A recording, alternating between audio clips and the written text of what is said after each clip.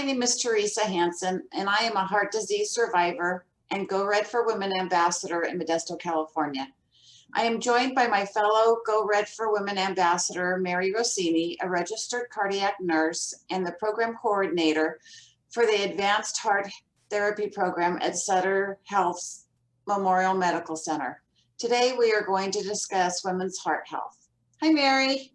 Hey, Teresa, how are you doing? I'm good, thank you. How about you? I'm great. I'm so excited to talk about this subject with you. You and I both. Okay, let's get going. Okay. As women, we take on a lot and have unique stressors in our lives that can affect our heart health. Can you talk about the types of stress women may experience and what this has to do with their cardiovascular health? Yes, as women, we are excellent multitaskers, and most women tend to take on too much on a regular basis. We care for our families, which may include our significant other versus a single income situation.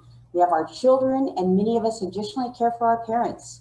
We have our household and work obligations. This can add up to be a 60-hour work week. But now with COVID, all of these changes are very, very stressful. There is definitely added stress with many of our older college children coming home unexpectedly, as well as our school-age children with their rotating school hours, homeschooling, and what have you. Some of us are temporarily out of work due to COVID and wonder how we're going to make ends meet. We know that constant stress has been linked to a higher activity in the area of our brain, linked to processing emotions and an increased likelihood of developing heart and circulatory disease. Recent studies have actually shown that stress could be as an important of risk factor as smoking or high blood pressure. Women may experience different warning signs than men when having a cardiac event. What are some symptoms women may experience? To start, we need to remember that women can experience the same symptoms as men when they're having a heart attack. To kind of understand this more, I'd actually like to go over a little bit about the heart, because if you understand a little bit more about what a heart attack is, I think you'll understand the symptoms more. The heart is a simple pump. This left ventricle pushes blood from the head to the toes to the capillaries and back up. The coronary arteries are the arteries that send blood flow to the heart muscle. And what usually happens during a heart attack is there's a plaque in our artery that ruptures. Now, this is just about the same as getting a cut on our hand. The platelets want to come and clean up all that inflammation and ends up making a big clot. So now, Teresa, as you know, what happens is this clot can form in the artery of our heart. It can be completely blocking the blood flow to our heart. That typically sends that pain, pressure, tightness signal that we experience when we're having a heart attack. And if it's over a vast area of the muscle of that pump that pushes blood from the head to the toes to the capillaries and back up to the lung, our pump is not going to work as well. So, main symptoms when a heart attack occurs: pressure, tightness, or fullness. It can radiate back to behind the heart, mid-back area, the shoulder, or the jaw. Now, those are the main symptoms. In women, we typically have fatigue or shortness of breath. You have to know that if you have those chest pressure symptoms, you need to call 911.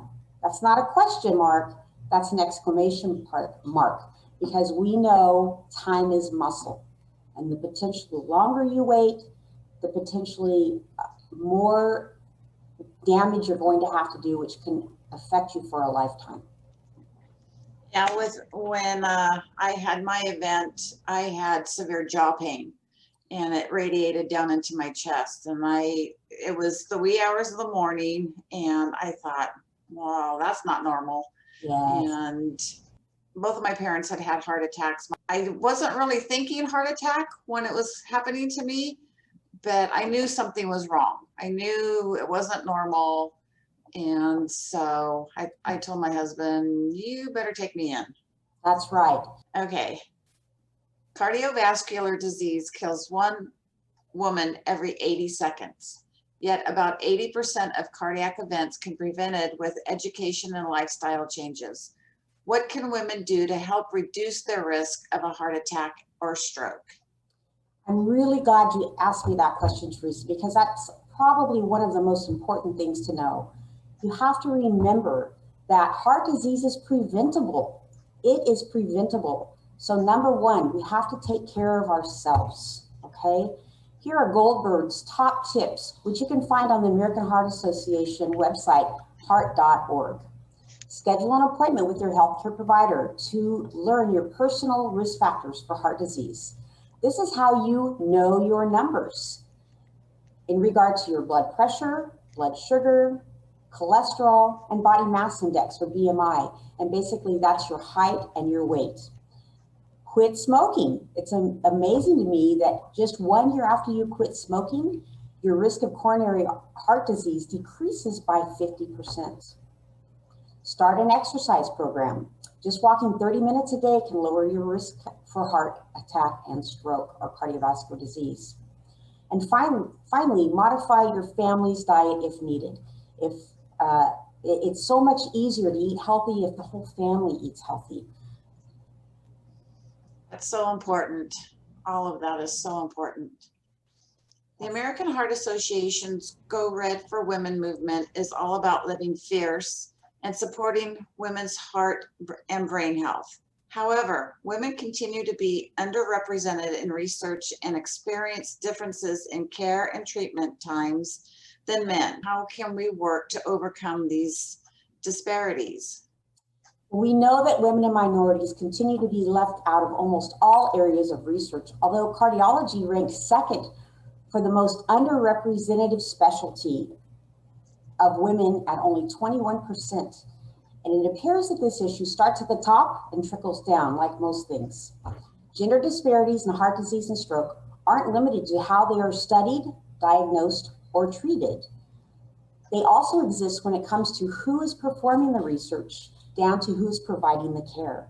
We need to continue and encourage and engage women to strive for the top in the world of cardiology, as well as other health fields, to perform more studies looking at women and cardiovascular disease. Secondly, as women, we need to be open about joining heart health and other studies. And you can do this by searching clinical trials search.